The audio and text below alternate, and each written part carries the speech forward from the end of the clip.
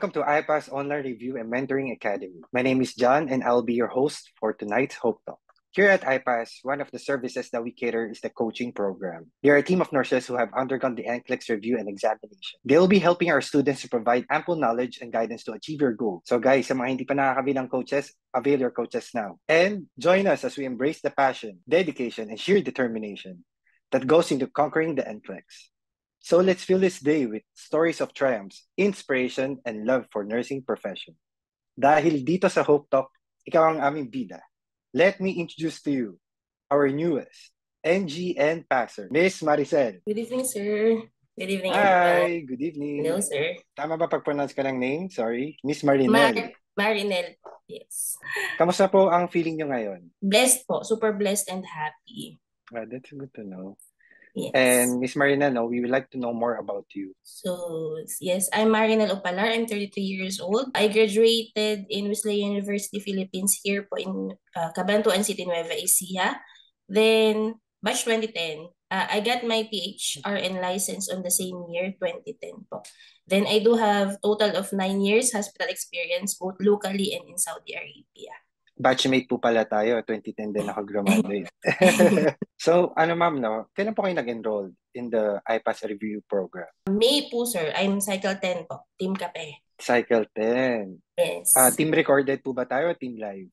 Live po ako, sir. Oh, that's nice. And gaano po katagal yung study nyo? 7 months po, sir. From May to December. I took my exam last December 14.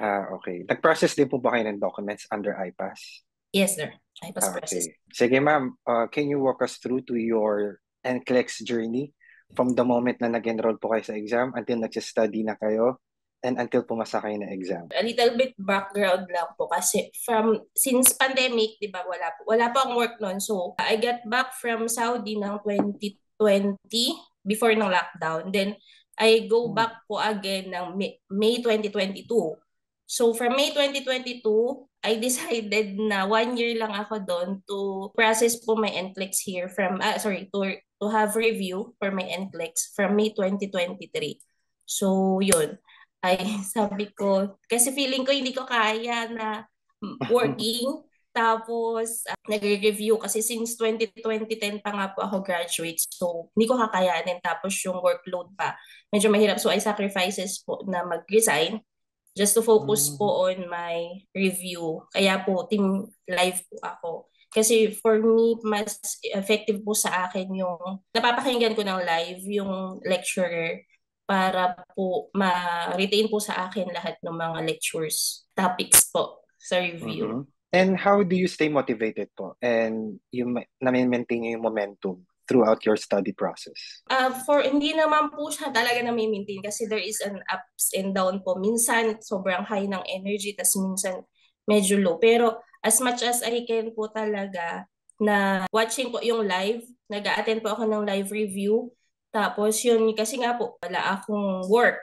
So, yung mga classmates ko, may work sila, they have children. Sabi ko, ako wala akong work. Tapos, hindi ako mag-aaral mabuti, hindi ako magla-live. So, yun po, yung parang nag-live po ako, lahat, yung cycle 10 po na yun, na-attendan ko. Then, parang early cycle 11, yung mga 2 weeks po ng cycle 11. Then, nag-Q-Banks na po ako after that. Tapos ma'am, kailan po kayo pumasa ng exam? December 14, sir, ako nag-take po. December 14, medyo recently lang pala siya, no? Yes po. Ibig sabihin, maganda ang regalo sa Pasko at ang bagong taon. Yun po ang greatest gift nung last year, 2023. That's so nice. Nabanggit nyo rin po kanina, no? Meron kayong parang self-doubt kung kaya nyo bang ipasa to. Can you tell me about that time that you felt lost or unsure of yourself and how did you find your way back? Kasi po minsan, di ba, dahil naiwan nga po ako sa bahay, lahat sila nag-work. So parang yung mga, sabi ko, mahirap pala yung maiwan lang sa bahay na walang trabaho. Kasi mo lahat, iniisip mo lahat yung sa house chores, yung mga ganyan po. Pero yun nga, minsan wala ka ng energy kasi pagod ka na physically. Pero yun, may goal ka may goal po is to pass the NCLEX. Tapos, yun nga, nag-resign ako. Malaki yung naging puhunan, not only financially, syempre yung work din, tapos yung pagod sa review, tsaka pupuyat, yun talaga. Lahat ng mga sacrifices noon, parang yun yung nagda-drive na magtuloy-tuloy. Yun yung drive, nagpupush para po magdire-diretso lahat. Para i-continue yung 7-month na journey na yun for my NCLEX. Tapos ma'am, umattend po kayo ng Cycle 10, no? Yes. And then, nakailang cycle po kayo na review? Isa lang, sir. Kasi po, cycle, kasi po lahat nga po na yun na-attendan ko as much as I can po sa cycle 10, lahat ng live lectures.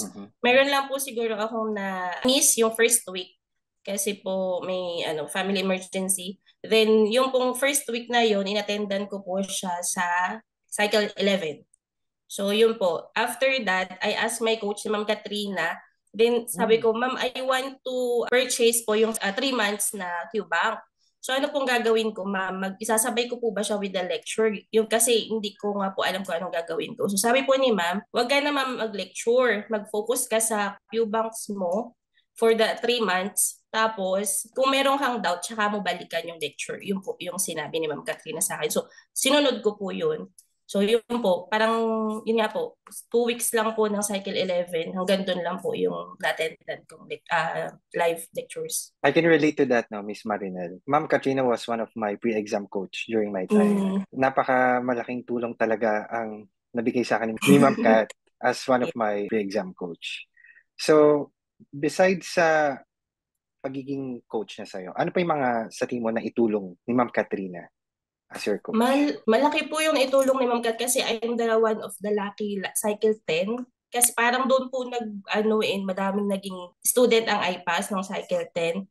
Tapos early pa lang po, parang before the orientation, cycle orientation, nag-email na po sa akin si Ma'am na ganito, mamili ka ng date for our orientation. So yun po, namili po ako. Pero ang pinili ko, after yun ng orientation, po pala dapat before, pero okay lang. Pero yun po, nag-attend po talaga ako sa orientation niya before para alam ko po may kung ano po yung, kasi first time ko po ito, alam po talaga akong idea kung paano po ba ang NCLEX, ganyan, paano po ang review. So yun po, malaking tulong talagang tinuruan niya po ako ano po yung gagawin ko.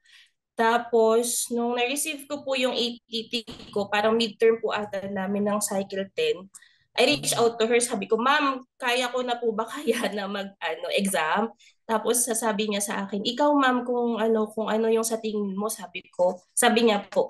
Para early pa lang po yun na ko na. Tapos sabi ko, sige Ma'am, mag-take po ako. Pero by December na, kasi ang goal ko po talaga is to have examination po ng December. Kasi alam ko po yung processing is medyo mahaba siya. Pero mabilis po nga po dumating yung ATT ko. Tapos, yun po, yung talagang si Ma'am yung nagpupush po sa akin na kaya mo yan, huwag kang mag-self-doubt, no negative thoughts, gano'n po lagi yung sinasabi sa akin ni Ma'am Kat. Chatmates din po kami. Ako rin, dati iniistorbo ko rin si Ma'am Kat. Or my initial coach, si Sir Sylvester din. Silang dalawa talaga yung parang atit kuya ko during my course of study.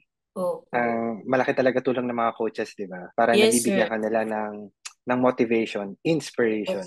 Kasi po meron po ako mga classmates na parang nahihiya sila to reach out to their coaches. Sabi ko, wag kayong mahiya kasi malaking tulong po talaga sila. Sila po yung mabuboost ng confidence nyo. Sabi ko nga sa kanila, wag kayo talaga mahiya sa mga coaches nyo. Kahit busy sila, hindi man sila makareply instantly. Mag-reply at mag-reply po sila once na makita po nila yung messages. Kaya sa mga classmates po natin dyan, wag po kayong mahiya to reach out to your coaches. Talagang kausapin nyo po sila. You know, yung mga coaches po natin, napaka-dedicated po nila to help our students to ace their exam. Hindi naman po yan basta-basta magsasabi or magbibitaw ng salita. Magbibitaw ng salita na may meaning at galing sa puso nila at sa experiences nila. And it's a true testament dahil na-experience mo siya through Ma'am Katrina. So Ma'am, can you share your strategies nyo on how you can retain your information effectively? For me, yun nga po, live, talagang as much as I can nagla-live ako. Tapos, yun, nag-review ako ng mga lectures, yung roadmap.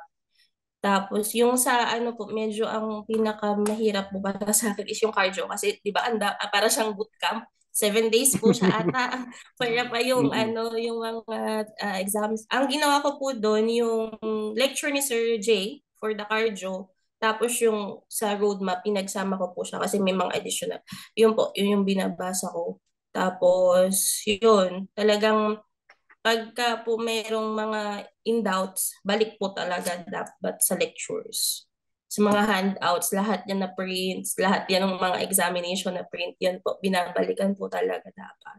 Were there any topics or lectures na nahirapan ka? Para sa akin po, yun nga, yung cardio. Kasi malawak siya masyado. Kasi yung iba po parang lang, super specific lang na ibang no iba po. Tsaka po psych ata, kay Ma'am Rosana. Yun, medyo nahirapan po ako sa psych. Sa mga medications po kasi medyo may po ako, mahina ako sa pharma. So yun, mga psych drugs, tsaka po sa cardio, doon po ako medyo Mm. weak. Tas ano po yung way na ginawa nyo para ma-overcome yung difficulty ng isang topic? Ayun lang po talaga, yung basa talaga. Review ng concept, kasi concept is the king nga po sabi ni Sir J. Talagang review lang po, basa po ng concept. Tapos sa Q-Banks naman po, yung pag nagbabasa na po ako ng Q-Banks, talagang inaaral ko po yung rasyonale. Para po, kung may hindi po ako alam, additional knowledge po talaga yun, yung nasa rasyonale. Kung hindi ko po matandaan doon sa lectures, ando po sa rasyonale. Yun po yung parang mag-remind sa akin ng kung ano po yung topic na yun. Yun po. And nabanggit nyo po kanina, no, you also use the roadmap as your resources to study. Any Yes. other materials that you use? Roadmap and la charity lang po talaga, sir. Tsaka U-Word po yung Q-Bank ko. And na-mention nyo din po kanina, no, that you sacrifice your work just to focus on your study. Yes, sir. And ano naman po yung mga difficulty during your course of study? Habang, di ba, so, minsan sa whole day, nag-aaral ka, uma-attend ka ng live for Yes. hours. The rest of the days, ano po ginagawa ninyo? Ayun po, yung sa earlier po, yung sa live, yung pagka po nag-live sa umaga, yung ginagawa ko po yung sa bahay, yung mga personal Mm-mm. chores, ganyan. Tapos, yung lectures po kasi, di ba, from 8 to 12, talaga nakafocus po ako dun from 7, dapat nakakain na, ganyan. Tapos, mag-focus na po talaga. Tapos, the next day, kung kaya po, babalikan ko po yung topics, yung concept, yung handouts, para po mag-retain po sa akin yung pong napag-aralan po the previous day. And during your review, Miss Marinel, do you also experience anxiety? Yes, sir. Sobra. Yung parang, yung feeling mo, hindi mo alam kung ano ba yun. Para first time mong marinig yung mga topics na yun. Although, meron pong same topics kasi from the Philippines talaga. Mahirap po siya talaga yung dito sa Philippine setting. Pero dahil may experience naman po ako in Saudi Arabia, nakatulong po yun for the ibang terms, sa ibang mga topics na medyo meron na pong idea. Pero sa iba po talaga yung parang, ano ba to? Parang first time ko itong marinig, ganyan po. Pero yun nga, dedication lang po talaga to study. Tapos yung lakasan lang ng loob talaga. Believe in yourself, na kaya mo yan, yun po. And nakapili ka na rin ba na nada-down ka sa sarili mo in the middle of your review? Yes, sir. Yung lalo na po yung sa Q-Bank, yung parang Mm-hmm. ang mabababa, sinesend ko nga po kay Ma'am Kat yung, di ba meron po yung parang per system na talagang sinend ko Mm-hmm. sa kanya kung ilan yung mga percentage ko. Talagang meron po ako mababa, lalo na sa pharma, mababa po talaga. Parang bakit ganito? Parang walang pumapasok, nag-aaral naman ako. Bakit parang hindi nag-improve yung scores ko? Ganun po yung naiisip. Pero yun nga, laging talaga si Ma'am Kat, kaya mo yan, ma'am. Parang aral lang, ganun po talaga si Ma'am. Consistency, parang ganun, be consistent. Sabi niya, believe in yourself. Ganyan lang po talaga si Ma'am Kat. Kasi mahirap po talaga yung mga ganun, parang physically pagod ka sa bahay o sa iba pang mga responsibility. Tapos yun, yung magsasagot mga questions, mahirap po talaga. Pero kinaya, sir. Kinaya talaga. Napaka-normal lang din or natural part of your journey of feeling down, especially when you're facing a challenge na napaka-significant as NCLEX. Importante rin po na in-acknowledge nyo yung feelings na yun. And you just have to give yourself a space just to experience them. And remember, it's okay to to feel overwhelmed at times. Pero wag mo siyang hayaan i-consume ka. Kundi Yes. mawawala ka sa focus mo, di ba? Do you also reach out to your mentor support system besides Ma'am Kat to give you some encouragement and reassurance? Yes, sir. Yung family ko po kasi open ako sa family and friends. Hindi ko Okay. po tinago yung journey ko. Sabi ko, kahit po yung sa mga colleague ko, kaya nag-resign ako, sabi ko kasi ganito yung plan ko. Kasi parang sa akin, importante po yung support system. Tapos yung may magpe-pray sa'yo, yung napaka-importante na magpe-pray sa akin na sa journey ko na to. Yun po, kaya hindi ko siya hinayad talaga na may ganito, may balak ako mag-NCLEX. Hindi ko po siya tinago. Para anytime na may sabihin ako, may malungkot ako, tapos kukumustahin po nila ako. Malaking tulong po yun. Kaya sa mga classmate po sa Cycle 10, yung parang tulungan po, palakasan ng loob, ganyan. Talagang malaking tulong po yung support system with the family and friends. Oh, tama yan. You just have to remind yourself, no, on how far you've come and the hard work that you've put in. Kasi iyan yung parang daan para papunta ka sa isang successful na sitwasyon eh, di ba? Yes. And most importantly, you just have to be kind to yourself. You're doing the best you can, and that's something to be proud of, Yes. Yes, sir. di ba? Yan din po, yan sinasabi niyo, Kat. Tsaka, yung, syempre, pinaka-importante po talaga sa lahat yung prayers.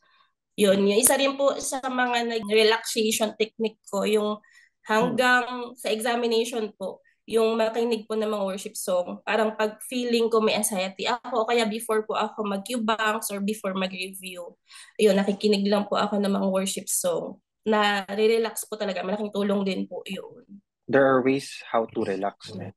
May mga tao na nag-exercise, may mga tao na gusto nila matulog muna just before starting the lecture. May iba nakikinig ng music, may iba nag-stress eating. Yung way of relaxation mo is through listening to the Hillsong or Hope Song Yes. worship songs. Yes. And that's good. That's good to hear po. Kasi nakaka-uplift din ang feelings Yes. yun eh. Di Opo. ba? It gives you more meaning to life. So ma'am, no, thank you for sharing so much of your advices to some of our classmates. So a week before your exam or a day before your exam, how was your experience and what did you encounter? For me naman po, kasi nakaset na talaga siya. Parang early pa lang nakapag-book na po ako sa One Pacific. Parang talagang nag-sure na po ako na meron akong hotel na pupuntahan, gano'n. So, may examination is December 14. So, December 13, nagpunta na po kami sa Manila to check-in. Then, yun, kasama ko po yung boyfriend ko, yung kapatid ko, tapos yung boyfriend niya. Yun. Before that, nag-dinner po kami, nagsama. Kasi parang hindi ko muna inisip na examination ko na bukas. Gano'n. Sabi ko po kay ma'am din, kay ma'am Kat, na kinakabahan ako. Sabi niya, no negative thoughts, sabi niya. So, yun po, nag-unwind muna for the previous day. Tapos, yun, nung examination na, yun na. Tapos ma'am, after ng exam, ano yung na-feel mo? Na-release na po talaga lahat. Kasi po, medyo mabilis po ako nag-exam. Parang 7 a.m. po kasi yung examination ko. So, nagpunta po ako dun sa, Trident po ako 7 a.m. Then, natapos po ako, before po ako dyan, nag-chat na po ako sa friends ko, tapos sa parents ko, kay Ma'am Kat. At 8:30 lang po, nakalababa na po ako ng Trident. Tapos yun, parang, tapos na, 7 months is finished, parang gano'n po. Na-release po talaga lahat ng tension, lahat po ng kaba. Yun, na-release na po after the examination. Previously ma'am, umattend po ba kayo ng mga wellness session, psychometrician? In-avail nyo din po ba sila? Wellness, yung live naman po siya. Pero ang attendan ko po talaga with Sir Mark. Tapos yung dalawang trending topics po. Yun po yung attendan ko before my examination. So ma'am, how many days na lumabas yung result niyo? Medyo na-delay po yung sa akin kasi hindi po agad ako Bakit? nakapag-follow up sa IPAS. Parang 6 days po ata tumating. Nag-exam po ako ng Thursday pa lumabas po yung result ko. If I'm not mistaken, Tuesday or Wednesday po. Sabi ng isang classmate na rin dito, ang hirap kapag feeling mo wala nang retain kahit aral ka ng aral. Yes, Totoo. definitely. Talagang Yes. na-experience natin yan. Alam mo, Mm-mm. months go by, no? Feeling mo na walang nare-retain. Opo. Pero rest assured, lahat yan nandyan lang sa loob. Pag dumating ang question, bigla yan Mm. lalabas. Lahat ng Yes. pinag-aralan mo. Do you agree, Miss Marinel? Yes, yes, sir. Ako po yung Kasi, assessment ko sa U-World. Di ba po, mhm. tatlo yung assessment. Yung unang assessment ko po, very high, so confident. Tapos yung pangalawa, high na lang. Tapos yung a week before ng examination, borderline na, pababa. Sabi ko, hala, anong nangyayari? Tapos yun, syempre kinakabado na talaga. Bakit walang nare-retain? Malapit na yung exam. Pero yun nga, Mm-mm. prayers talaga, tsaka tiwala sa sarili na kaya mo yan. Yun, kakayanin po. And ma'am, nakalimutan ko lang bagitin kanina. Sino po nag-influence sa inyo to take the NCLEX? Ako lang po. Kasi ako lang po ang nurse sa family. Ako lang nasa Oh, okay. healthcare. Oo po. So, yun. Parang sabi ko, kasi 6 years din po ako sa Saudi Arabia. Yung parang Mm-mm. sabi ko, mas, yun, magkakaroon ako ng more opportunity pag NCLEX passer ako. Pwede ako sa US, yun nga, pero sa Australia, pwede sa Canada. Pero yun nga po, US yung pinili ko. Kaya po ako nag-NCLEX. For long-term goal na rin po and opportunities talaga. Tapos ma'am, meron din po ba kayong mga classmate na may study buddy po ba kayo? Or Oh, ikaw lang mag-isa? ako lang po. Mm. Ako lang po, sir. Kasi recently, no, may hope talk po tayo na may mag-best friends na halos sabay din sila nag-aaral. So it's really Mm, effective din, no? Pag mag-isa ka lang nag-aaral, kung doon ka komportable, go with it. Pero yes. pag comfortable sa'yo o mas matututo ka kapag meron kang study buddy, you just go with it. Yes. Kung ano po ang effective sa atin, doon po Mhm. tayo. So ma'am, no, yan, nakapasa ka na ng NCLEX or the Mm. NGN. Looking back on your journey, meron ba kayong parang one thing na sana pala ginawa ko to para mas maging effective palalo? Ano po, wala sir. Kasi wala po sa akin yung gano'n na parang sana ganito. Wala po, parang sa akin, everything na nangyari na experience natin, may Mhm. matututunan tayo. So, hindi tayo dapat nagsana, hindi tayo dapat, ang tawag doon, yung parang hindi dapat natin balikan yung mga yun. Kasi lahat po yun at mayroong naitulong sa atin kung ano tayo ngayon. Yes, that's the reason why I wanted to ask. Kasi there should be no more what if. Yes. Dapat laban lang tayo ng laban. Mm-mm. Di ba? Hindi tayo papatalo sa NCLEX. Opo, move forward lang talaga. Kaya sa mga classmates natin dyan na nafe-feel nyo parang natatalo na kayo, you just have to reach out to your coaches. Ang laki Yes. ng tulong yan. Opo. Go to your support systems, families and friends, and your Yes. loved ones. Di Yes ba? po. O kaya kahit sa classmate na meron lang kayong i-chat yung feeling nyo comfortable kayo. Go Mm-mm. lang, mag-chat lang po kayo kasi lahat, wala namang ano dyan eh. Wala, sa circle natin, sa iPass family, walang magda-down sa atin. Lahat mag-uplift ng spirit natin. Kaya reach out lang po kung saan kayo komportable, kung kanino kayo komportable. Kasi malaking tulong po talaga. Yung may mapagsabihan kayo na mailabas nyo, ma-event out yung lahat ng emotions nyo. Malaking tulong po yun. During your review no, ma'am, may na-discover ba kayo sa sarili nyo na, ay, pwede pala akong maging ganito, pwede ko pala gawin to? Wala naman po. Para kasi, oo, para kasi sa akin, parang nagbalik lang po ako sa pagiging student. Parang ganun. Kasi during yung 13 years gap between my graduation hanggang nung before po mag-exam, parang ano po lax ako sa pag-aaral. Hindi ako masyado talagang nagbabasa-basa ganun. Pero yun po, bumalik yung pagiging student na focus sa studies, ganyan, sa goals, sa mga examination during po nung review. Yun po. I understand po na full-time kayong nag-aaral ngayon. Yes. And then, meron ba kayong parang study schedule na sinusunod aside from other responsibilities na ginagawa nyo dyan sa bahay? Nung ano yun po, yung sa live, usually naman po yung oras natin is 7 to, yeah, yung review is 7 to 12 or 1. Yun po talaga yung free time ko. Then yung sa morning po, kung kaya, binabalikan ko po yung mga dito mga lectures ng previous day.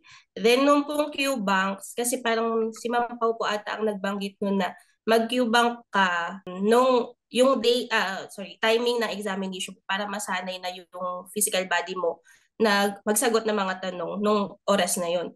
So ako po, from start pa lang po, kasi ang sinabi po ata ni Ma'am parang 1 month prior sa exam. Ako po, from start po talaga nung Q-Banks ko, 7 a.m. po, gigising na ako. Ay, hindi po. Wow. Early po talaga nakaharap na po ako sa computer para po magsagot, para po mag-prepare ganyan. Yun po yung naging ko nung 3 months, yung last 3 months na nag-Q-Bank. Talagang 6:30 pa lang po nakaupo na po ako doon ganyan. Nagre-relax po para yun po, magsagot po ako ng Q-Bank. Tapos nung parang first month, 85 question lang po yung ginawa ko. Kaya tapos nung sumunod po, 2 sets na. So 85, then nag-rest po ako ng 15 minutes, tapos 85 po ulit. Ganun po yung ginawa ko. Then after noon, doon po ako nag-rationalize. Do you also use the activity tracker po from Ay, IPAS? inano ko po siya pero hindi ko po masyadong fill-upan ko po siya pero hindi ko po masyadong tinatrack yung sarili ko. Nakafocus lang po ako dun sa UWorld po kasi doon po 'di ba meron yung percentage. Doon po ako nag-focus. And can you describe your approach to practicing NCLEX style questions and assessing your readiness for the exam? For me po, I'm focusing dun sa scores kahit na dapat hindi, di ba? Yun. Kapag yun, medyo okay yung score kasi meron po nakalagay dun kung good or very good dun sa dun po ako nakafocus. Tapos parang yun, talagang borderline lang talaga yung mga scores ko. Pero be consistent lang talaga doon po sa mga results. Hindi naman po siguro ako bumaba ng 50s, pero yun, nagkakaroon naman po ako ng 80 sometimes. Pero yan po. Nakapokus po ako sa tapos yun, binabalikan ko po siya, yung mga incorrects ko, sinagutan ko rin po siya. Yung nung ubos na po yung Q-Bank ko. Yun, yung mga incorrect ko, sinagutan ko po ulit para ma-retain po talaga yung mga topics na weak ako. Inulit ko po siya. Common siya sa mga students natin, no? Instead na nagpo-focus sa rationale, nagpo-focus tayo sa grades, sa scores natin. Yes. I understand po kapag yung score ay napaka-big deal din po sa iba. Pero dapat ang mas pinagtutuunan natin ng pansin is yung rationale. Kasi doon tayo natututo. Pero Opo. habang tumatagal, makikita mo, nag-i-improve ka. Yes, sir. Kaya ma'am, I appreciate yung pag-share mo. Napakadami nating advice na naibigay na sa students natin today. Napaka-generous niyo po. And I know how hard it is para umattend dito sa live Hope Talk natin at i-share ang iyong experience. Yes. So ma'am, no, I understand that Ma'am Kat has a big impact on your NCLEX journey. Yes. What can you say about your coach? Ayan, sinat ko talaga si Ma'am na parang, Ma'am, you're one of the reason ko bakit ako nakapasa. Opo, kasi talagang siya nagpupush. Hindi ka maintindihan na ibang tao kasi mag-isa lang ako nurse. Tapos, doon si Ma'am yung nagpupush po talaga sa akin. Yun. Chat ko na lang po si Ma'am. How I wish Ma'am Kat can join us tonight, no? I mean, na-touch naman ako dun sa pagiging emotional mo through your experience kay Ma'am Kat. And I do feel you. Sorry. I do. That's okay. And I appreciate it po, being vulnerable. Pero after all the sacrifices that you had, isang malaking achievement ang Yes. nakuha mo. Totoo, sir. So, the moment na pumasa ng exam, ano yung na-experience mo? Or take us to that moment. Ano yung scenario? During that moment kasi naghihintay na nga po ako ng result kasi medyo na-delay na po siya. So kasama ko po yung mother ko tsaka yung boyfriend ko. Tapos hindi ko po napansin na nag-message na po pala yung IPAS. Nag-email na sila. Parang hours na yung nakalipas bago ko po nabasa. Afternoon po nun eh. Tapos yun, sinabi ko na, nakapasa na ako. Ganun. Tapos natawa na po kami lahat. Yung nanay ko sinabi po sa father ko na nakapasa na siya ganyan. Tapos yun po, iniisip na blowout. Ganun na po yung celebration agad. Pero yun nga po, Thanksgiving and celebration po talaga that moment. I mean, how did you celebrate your NCLEX success? Nung sir, Christmas. Nung Christmas na Mm. nag-celebrate, para sa, ano na lang, isang Isahan. celebrate. Tsaka yun yung parang Thanksgiving prayer po talaga na nakapasa ako, na blessing yun, para hindi lang po para sa akin, kundi para sa family ko na nakapasa po ako ng NCLEX. Maraming nakakaramdam ng pag-iyak mo. Alam namin na ang yan yung tears of joy eh. Tears of Opo, totoo. sacrifices yan eh. 'Di ba? Yes. And I know nanunumbalik yung feeling kahit medyo Opo. few months ago pa. Ano po yung significant lesson na natutunan mo on your path to success?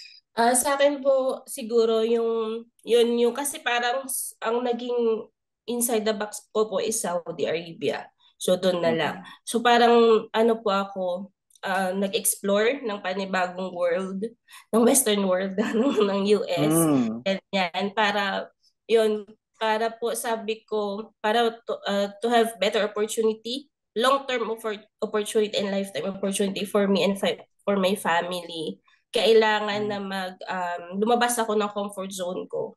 Kailangan po mag-take a risk ako para po, ayun, yun nga, magkaroon po kami ng hopefully greener pasture po than today. Oh, that's so nice.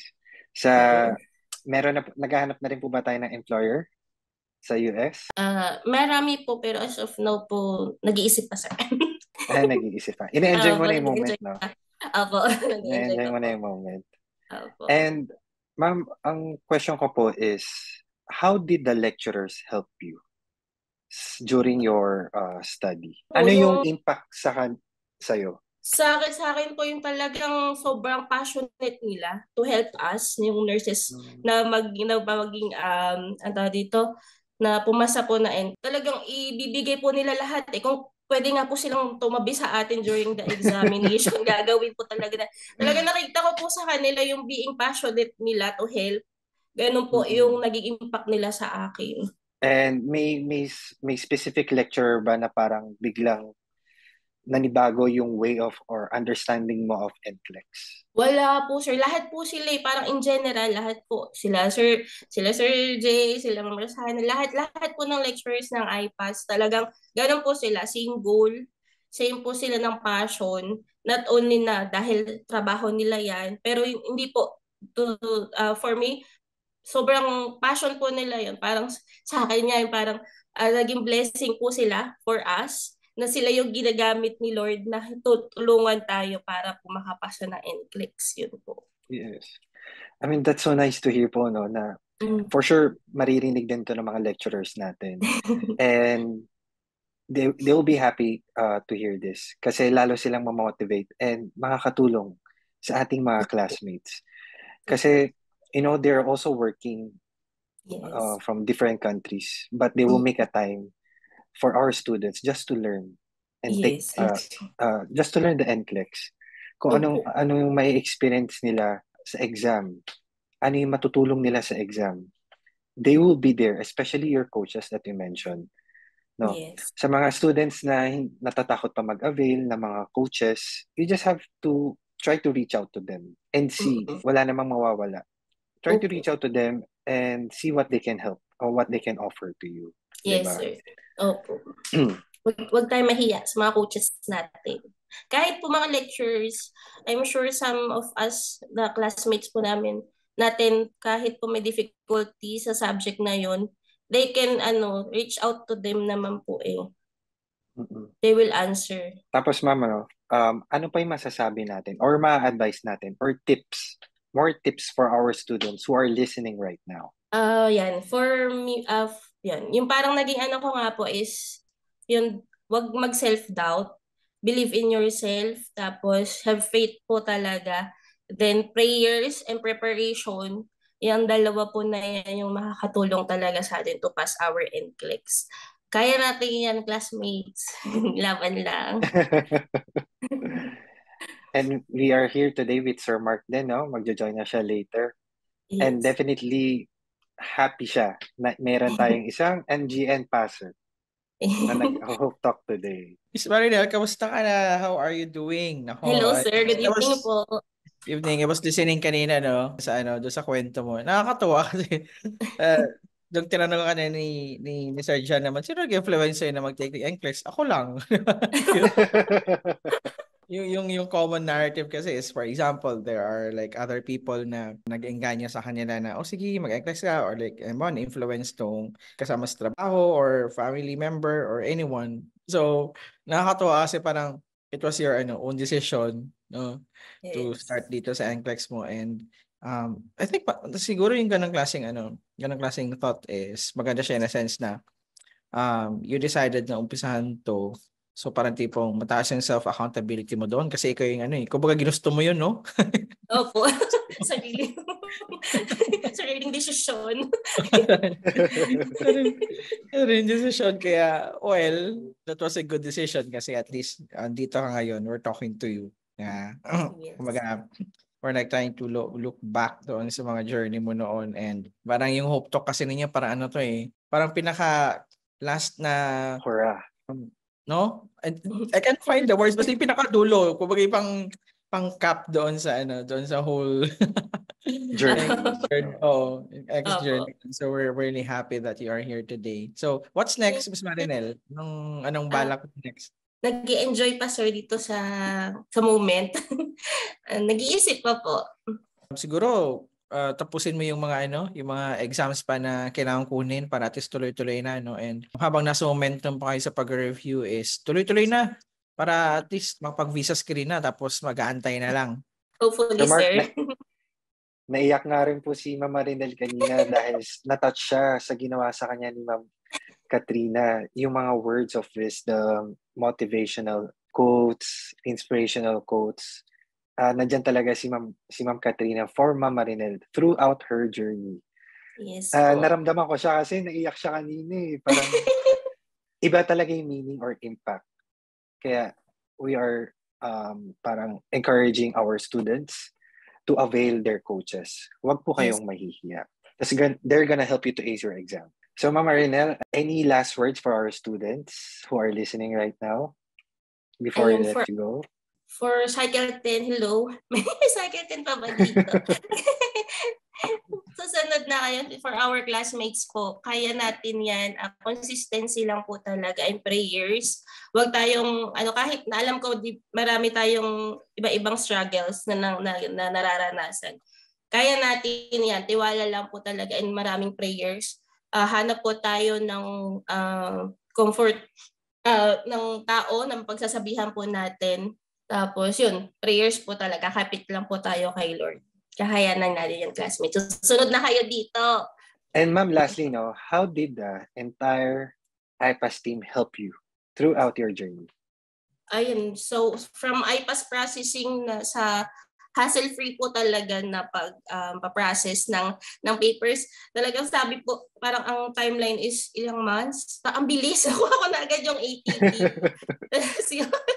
So yun, parang sobrang thankful po talaga ako sa IPAS family, so IPAS processing, tapos sa online academy, sa lahat po ng lecturers, kay Sir Jay, kay kay Ma'am Rachel, kay Sir Mark, kay Ma'am Rosada, kay Sir Emil, kay Ma'am Paula, Sir Ryan, Ma'am Haya, Ma'am Jamie, sa lahat po ng coordinators and host.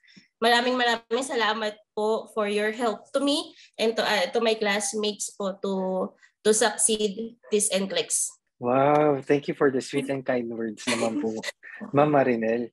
Talagang napatunayan din ni Miss Marinel on how did IPAS, the entire team help her on her way to success. So from the lecturers, from the administrators, from the processing team, all throughout nandyan sila to assist Miss Marinel. Yes. And rest assured that we're gonna help all our students to ace their exam on the best of our ability. Yes. Highly recommended po ang IPAS. Complete package. Thank you. Classmate. Yes, kasi kanina nabanggit mo rin na yung study materials mo is galing sa IPAS lang, di ba? Opo. And La Charity for additional. Yan ba yung prioritization and delegation? Yes po, yun sir. Okay. So thank you, Miss Marinel.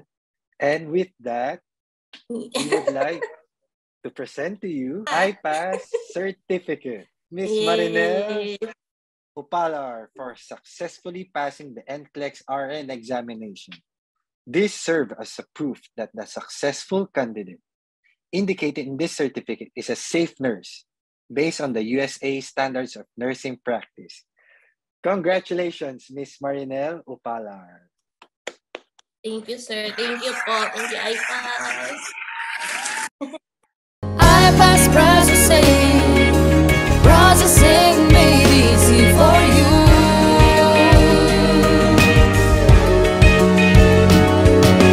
iPass processing.